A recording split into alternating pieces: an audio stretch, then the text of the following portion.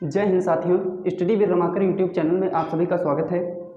आज हम लोग गणित विषय पर अध्ययन करेंगे, जिसके अंतर्गत हम लोग परसेंटेज पर चर्चा करेंगे। यह हमारी गणित की पहली क्लास है। इसमें हम लोग गणित को बिल्कुल ही बेसिक से समझने का प्रयास करेंगे। जिसको गणित में कुछ भी नहीं आता वह भी बहुत ही आसानी से गणित को सीख पाएगा, यह हम विश्वास दिलाते हैं। तो चलिए इसी के साथ अपनी क्लास की शुरुआत करते हैं।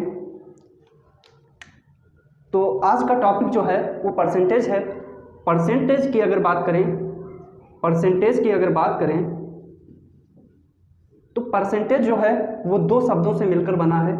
कौन कौन से? एक पर है और एक सेंट है। अगर पर की बात करें, इसके अर्थ की बात करें, तो पर का अर्थ होता है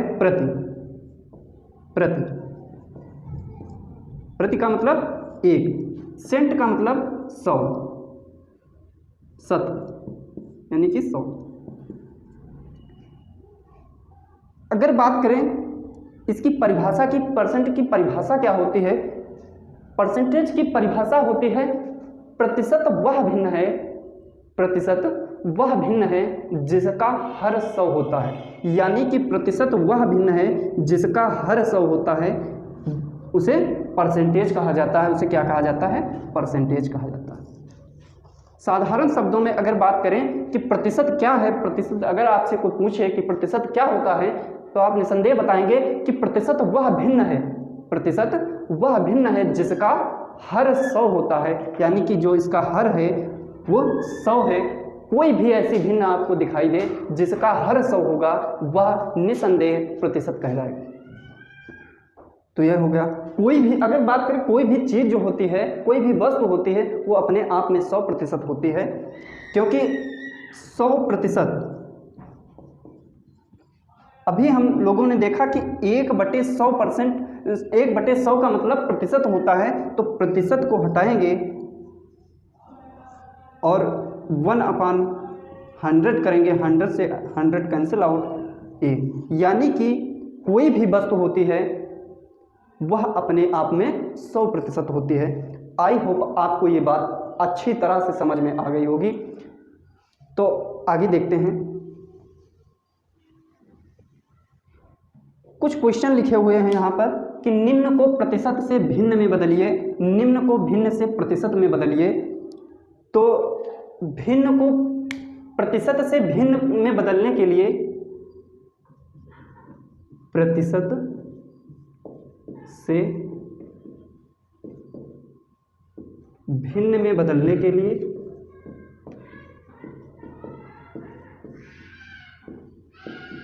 के लिए 100 से भाग देते हैं।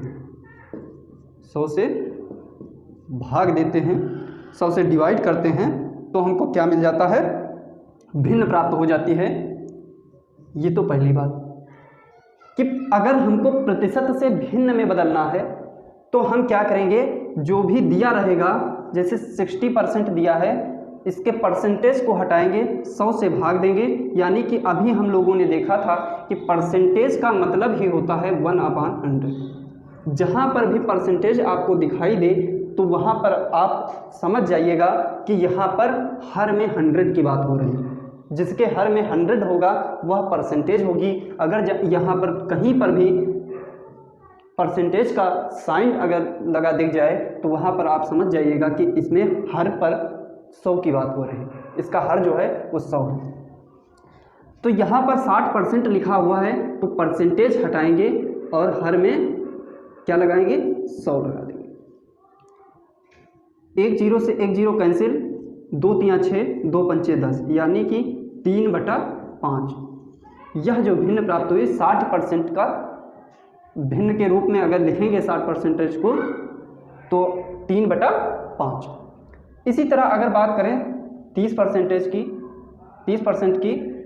तो 30 का परसेंटेज हटाएंगे, 100 लगाएंगे, 1 0 से 1 0 कैंसिल और 3/10, यही आपका आ जाएगा। अगर इसकी बात करें 720, परसेंटेज हटाएंगे, 100 लिखेंगे, 1 से 1 0 कैंसिल, 2 5 10, 2 3 6, 2 6 12, यानी कि 2 पंचे 10, 36/5, ये आपका आंसर आ जाएगा। अगर बात करें 872 की, 872 परसेंटेज हटाएंगे, 100 नीचे लिखेंगे, 2 से काटेंगे, 4 से काटेंगे, 25 चौको 100, 4 दूनी 8, 4 एकम 4, 4 अठे 32, यानी कि 218/25।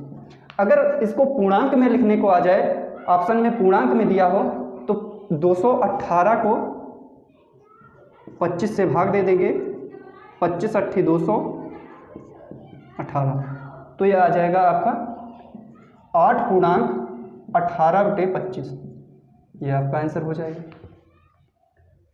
अगर बात करें 1024% की, 1024%, प्रतिशत हटाएंगे, प्रतिशत को हटाएंगे, 100 लिखेंगे, 2 से काटेंगे, 50 दूनी 100, 2 पंचे 10, 2 एकम 2, 2 दूनी 4, 25, 2 दूनी 4 और 2 पंचे 10, 2 छंग 12, 256/25। अगर पूर्णांक में लिखने की बात आए तो 25 दहम 250, 10 सही 6/25, 10 पूर्णांक 6 सही 6/25, ये आपका आंसर आ जाएगा। इसी तरह अगर 234 की बात करें तो 234 परसेंटेज हटाएंगे, 100 लगाएंगे, 2 से काटेंगे, 50 दूनी 100, 2 एकम 2, 2 एकम 2, 2 सती 14।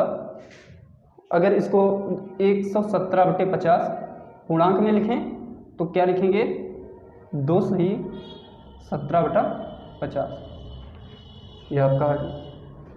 तो आई होप आपको ये समझ में आ गया होगा कि कैसे हम प्रतिशत से भिन्न में बदलते हैं। तो कोई भी क्वेश्चन आ जाए तो उसमें हम परसेंटेज को हटाएंगे, हर में 100 लगाएंगे और कैलकुलेशन कर देंगे, सॉल्व कर देंगे, हमारा आंसर आ जाएगा। आई होप आपको ये समझ में आ गया होगा। अगले की अगर बात करें, निम्न को भिन्न से प्रतिशत में बदलिए। तो यहाँ पर बहुत छात्र कन्फ्यूजन में रहते हैं, पता ही नहीं होता है कि बहुत टीचर भी बता देते हैं कि 100 से इसमें गुणा कर देने पर हमको प्रतिशत प्राप्त हो जाएगा। ऐसा कुछ नहीं है। जैसे 1/, पहले लिख देते हैं, किसी भी भिन्न को प्रतिशत में बदलने के लिए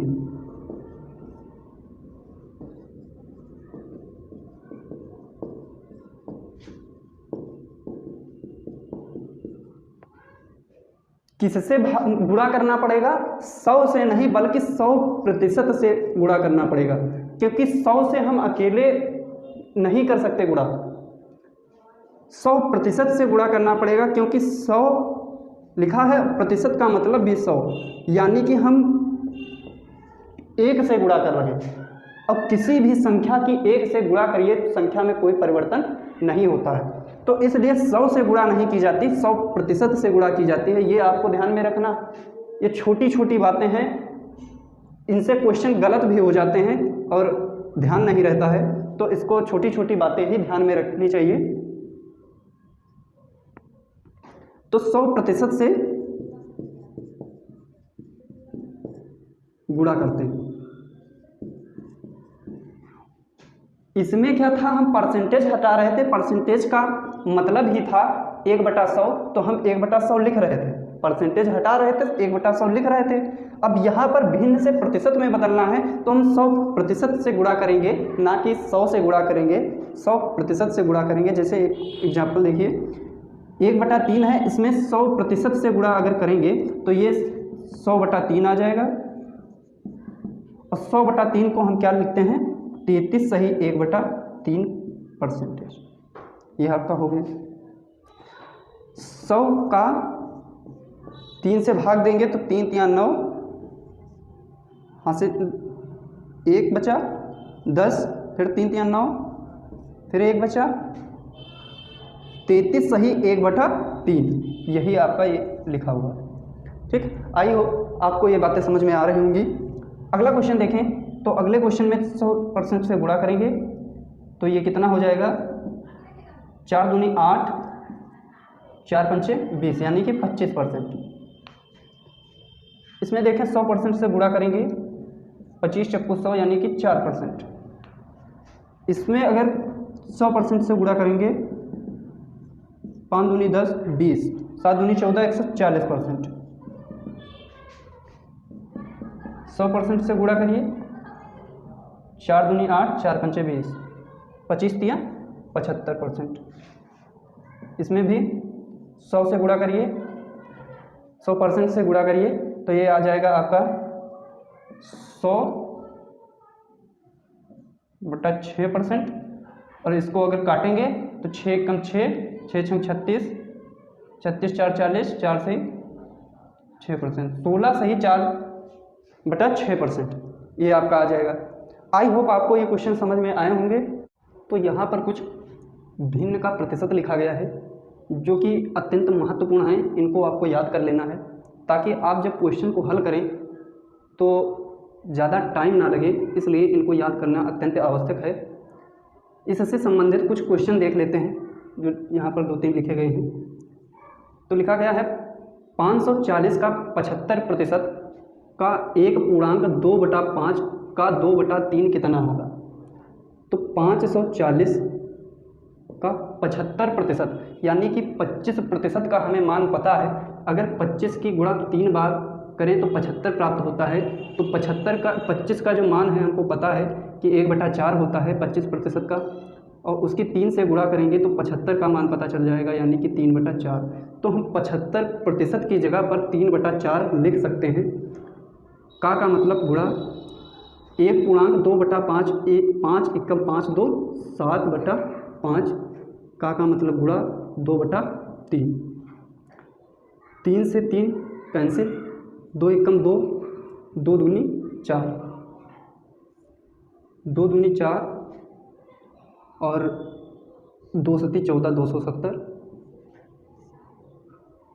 55 25, 5 चौको 20, 54 गुणा 7, 7 चौक 28, 7 पचे 35, 35 2 37, यानी कि 378 इसका आंसर हो जाएगा। लिखा 3600 का 7/9 का 45% का 35% कितना होगा।